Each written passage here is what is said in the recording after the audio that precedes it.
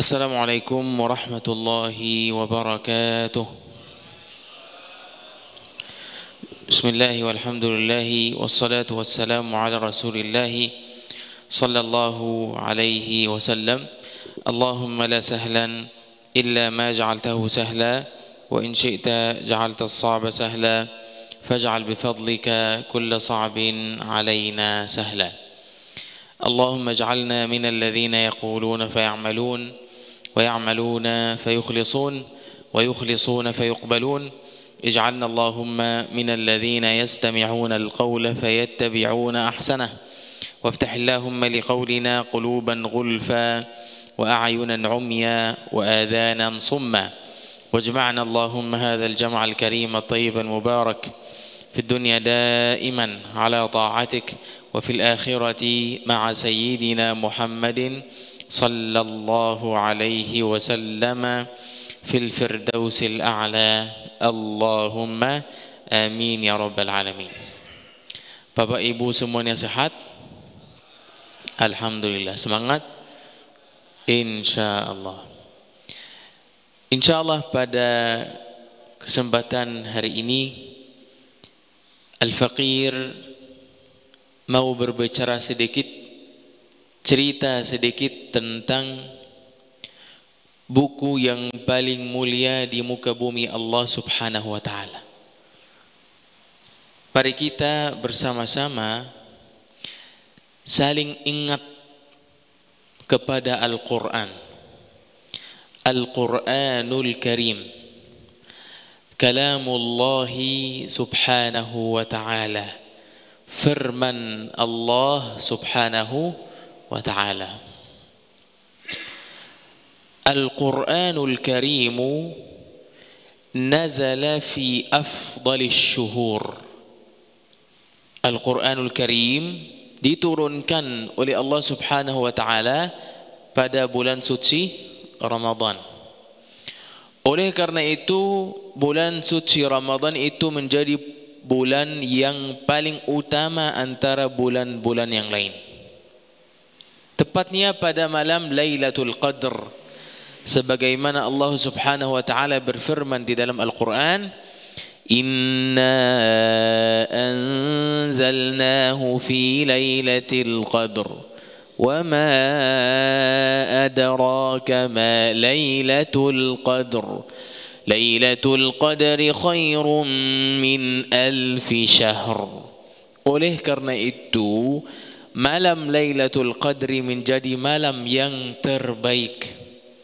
Ibadah di dalam malam Lailatul Qadr lebih baik daripada 1000 bulan. Diturunkan oleh malaikat yang paling mulia, yaitu malaikat Jibril alaihi salam, Ar-Ruhul Amin. Sebagaimana Allah Subhanahu wa taala berfirman di dalam surat Asy-Syu'ara, "Nazala bihi ar-ruhul amin ala qalbika litakuna minal munzirin." Oleh karena itu pertanyaan kita hari ini, kira-kira Al-Quran semulia ini bagaimana kita sebagai orang muslim memberlakukan bersama Al-Quran? Bagaimana kita sebagai orang muslim, gimana hubungan kita bersama Al-Quran saat sekarang? Apakah hubungan kita dengan Al-Quran sebagaimana Uthman ibnu Affan radhiyallahu anhu mengatakan, "Lau tahurat qulubukum ma syabi'at min kalami rabbikum." Uthman ibn Affan mengatakan, kalau hati-hati kalian itu bersih, tidak akan buas dari firman Allah. Maksudnya, jika hati kita bersih, tidak akan buas dari membaca Al-Quran. Tapi ada sesuatu yang sangat aneh, Bapak Ibu. Perkataan Uthman ibnu Affan itu kepada siapa? Perkataan Uthman ibnu Affan itu kepada sahabat. Kepada sahabat Nabi Muhammad sallallahu alaihi wasallam yang paling mulia. Uthman ibnu Affan menasihat sahabatnya, sahabat Nabi, kalau hati kalian bersih, tidak akan puas, tidak akan kenyang dari Al-Quran. Jadi gimana dengan kita saat sekarang? Apa yang kita harus lakukan agar anak kita, Bapak Ibu, agar keluarga kita yang kita cintai menjadi keluarga Qur'ani, anak kita menjadi generasi Qur'ani? Apa yang kita harus lakukan? Ada 3 cara. Tapi sebelum saya sampaikan atau sebutkan 3 cara tersebut, 3 cara itu pun tidak akan terjadi atau tidak akan menjadi contoh untuk anak kita kecuali kalau kita sebagai orang tua mencontohkan itu untuk anak kita. Bagaimana kita sebagai orang tua menjadi contoh yang terbaik untuk anak-anak kita, untuk keluarga kita, untuk istri kita, agar nanti mereka bisa ikuti. Apa 3 cara itu? 3 cara itu adalah solusi agar kita semuanya termasuk ahlul Quran. Siapa itu ahlul Quran? Nabi Muhammad sallallahu alaihi wasallam bersabda, ahlul Qurani hum ahlullahi wa khassatuh. Ahlul Quran, mereka adalah keluarga khusus Allah subhanahu wa ta'ala.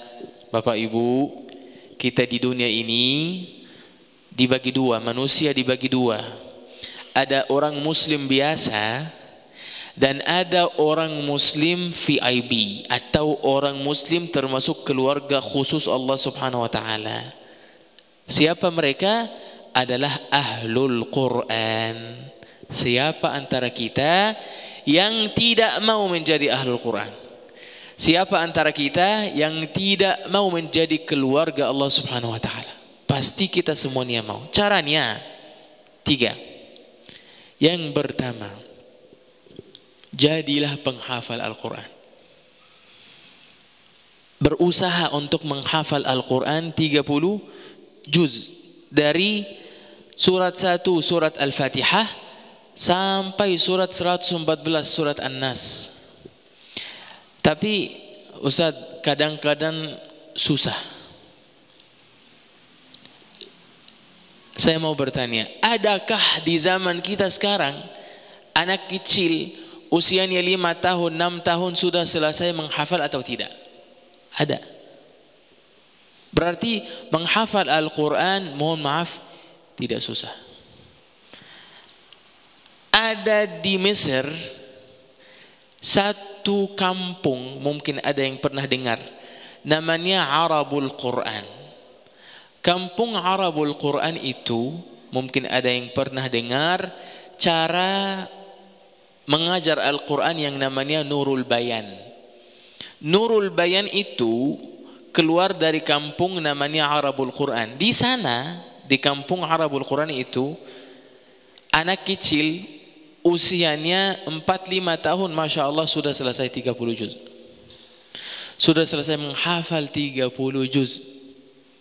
Berarti itu pun yang terjadi, Allah subhanahu wa ta'ala sudah menjelaskannya di dalam Al-Quran. Di dalam surat Al-Qamar, وَلَقَدْ يَسَّرْنَا الْقُرْآنَ لِلذِّكْرِ فَهَلْ مِن مُدَّكِرٍ. Kami sudah memudahkan Al-Quran. Jadi apa kira-kira tips atau cara khusus agar kita bisa menghafal Al-Quran dengan mudah, agar termasuk ahlul Quran? Gimana caranya?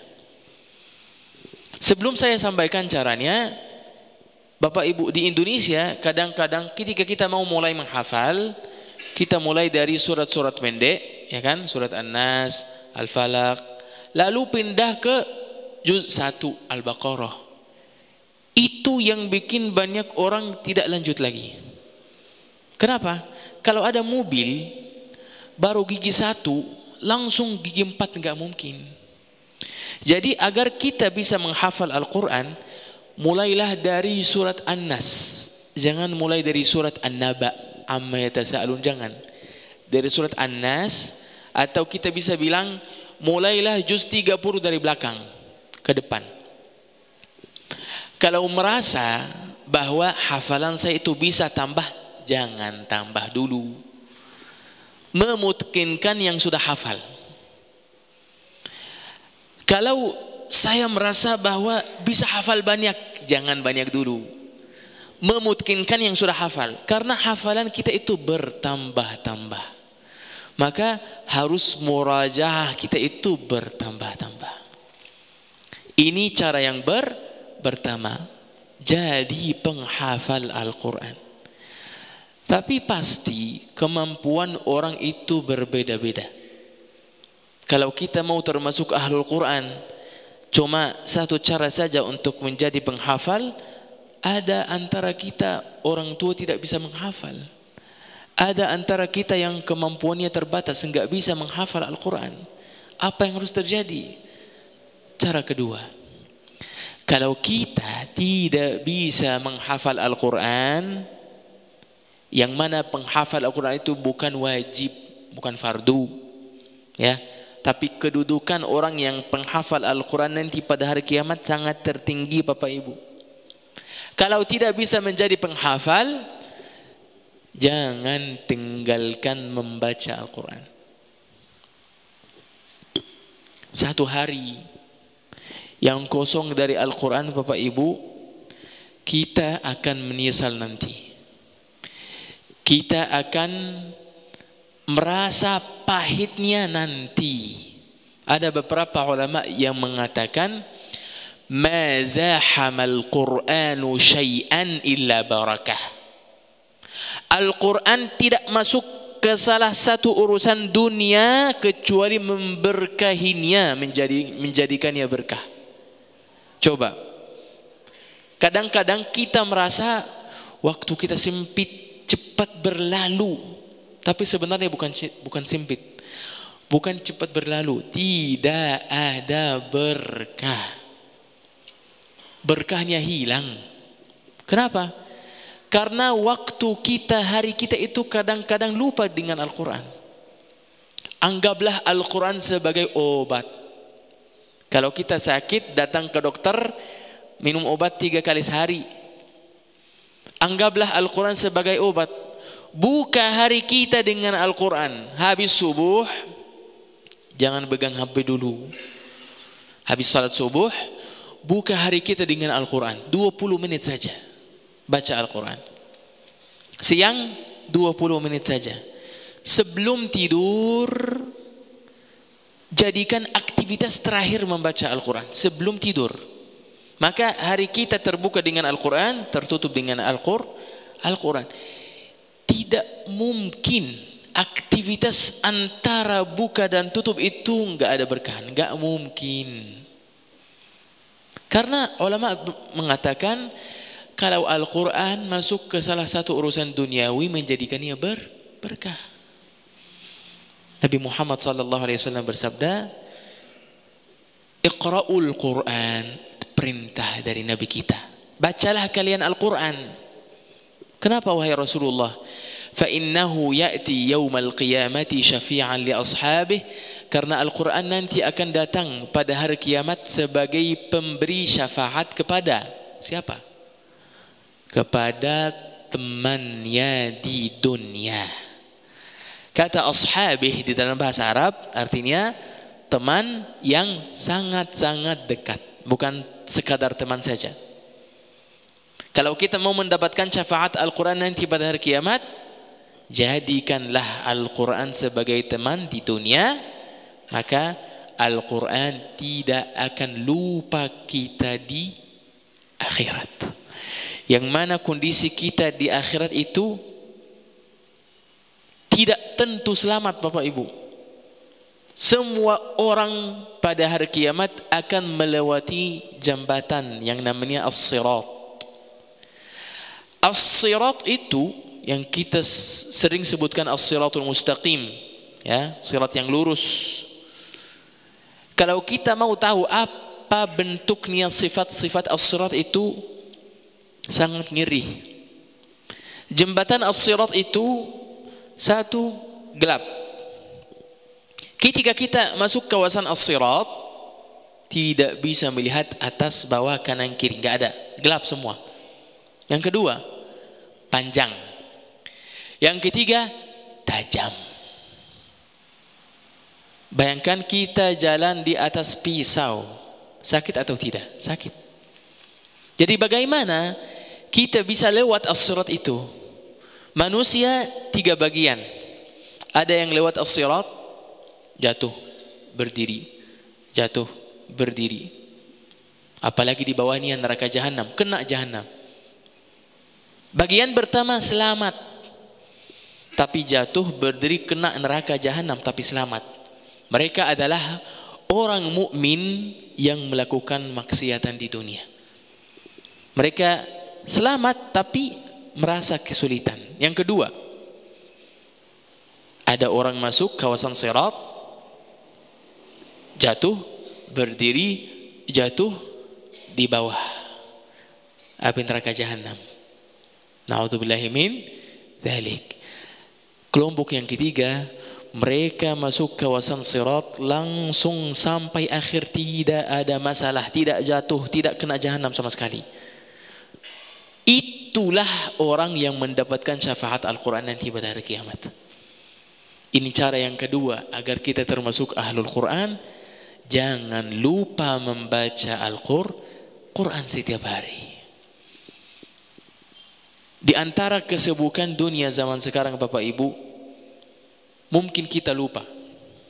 Wajar. Tidak bisa hafal, kadang-kadang lupa baca. Cara ketiga sangat mudah dikerjakan Bapak Ibu. Jangan tinggalkan setiap hari mendengarkan Al-Quran. Dengar setiap hari. Saya kenal beberapa teman, kawan. Mereka punya adat yang istimewa. Mereka khatam Al-Quran secara sama, secara mendengar. Khatam. Gimana itu? Setiap hari dia mendengar 1 juz. 1 juz. Misalkan dia dalam mobil, di rumah. Misalkan kalau ibu lagi masak. Yang penting pagi hari nyala juz 1 jalan. Dengar aja. Besok juz 2. Hari ke-30 juz 30. Bayangkan. Ada salah satu rumah. Di dalam 1 hari dibaca Al-Quran. Al-Quran itu dibaca full 30 juz. Gimana kira-kira keadaan rumah tersebut? Tenang atau tidak? Tenang. Anak-anak di dalamnya gimana? Nurut, taat. Kondisi rumah tangga itu sangat harmonis, tenang. Karena rumah yang dibaca Al-Quran tidak mungkin diganggu oleh syaitan atau jin. Na'udzubillahi min dzalik. Ini cara yang ketiga. Subhanallah, di dalam agama kita, Bapak Ibu, orang yang melakukan amal ibadah, dia mendapatkan pahala.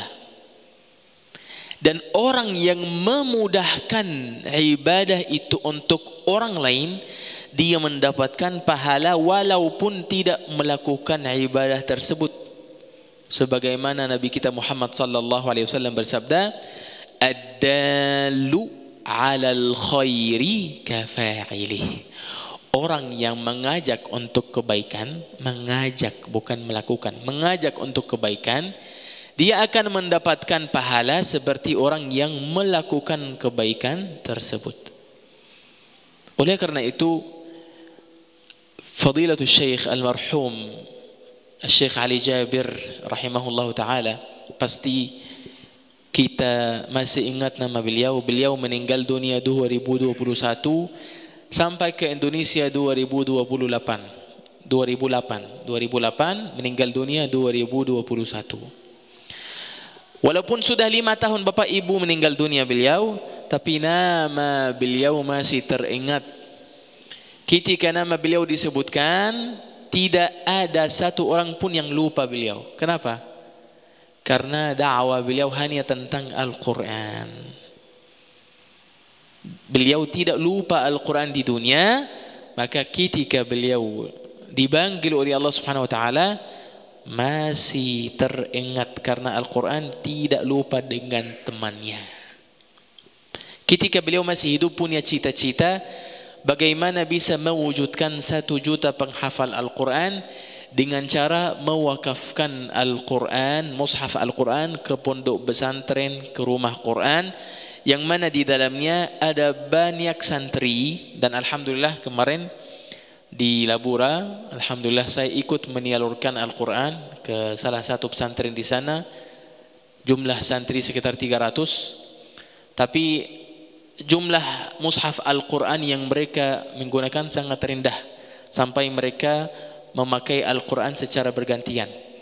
Alhamdulillah kita bisa ikut partisipasi dengan cara mewakafkan mushaf Al-Quran ke rumah Quran, ke pondok pesantren, agar kita bisa termasuk hadis Nabi Muhammad SAW, jika anak Adam meninggal dunia semua amalnya terputus kecuali 3. Yang pertama as-sadaqatul jariyah, amal jariyah. Yang kedua ilmun yuntafa'u bihi, ilmu yang bermanfaat. Yang ketiga waladun salihun yad'u lah, anak salih yang dia bisa mendoakan kedua orang tua. Nanti insyaallah teman kita dari Yayasan Amanah Muslim Indonesia akan menjelaskan lebih jelas lagi tentang program mewujudkan 1 juta penghafal Al-Quran. Kepada beliau saya persilakan.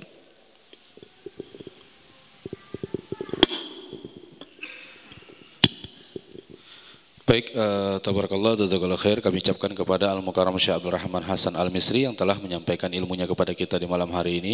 Beberapa poin penting. Kisah inspiratif, hukum Islam, adab seorang muslim, tata cara beribadah, amalan kehidupan, motivasi sukses dan cara bisnis, parenting Islam dan Samawa.